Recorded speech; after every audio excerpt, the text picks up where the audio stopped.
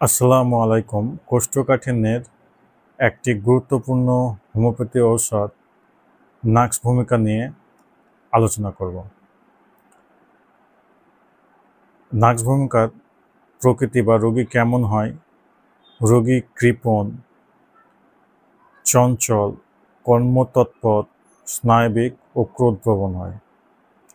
মল, পুনঃ পুনঃ মলবেগ, মলত্যাগ অসম্পূর্ণ, মনে হয় খানিকটা রয়ে গেল, পুনঃ পুনঃ নিষ্ফল মলবেগ, প্রতিবারেই সামান্য মলত্যাগ ইত্যাদি লক্ষণ দেখা যায়।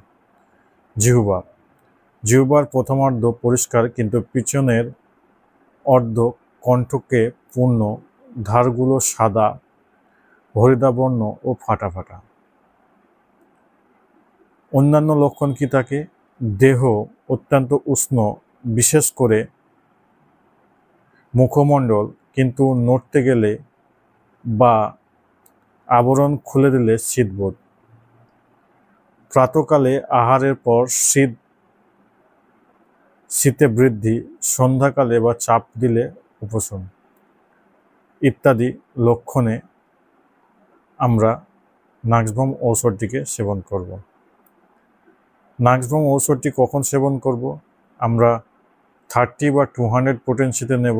যদি 200 পোটেন্সিতে নিই তো আমরা পরপর 4টে ডোজ নেব, প্রতিদিন রাত্রে ঘুমানোর আগে।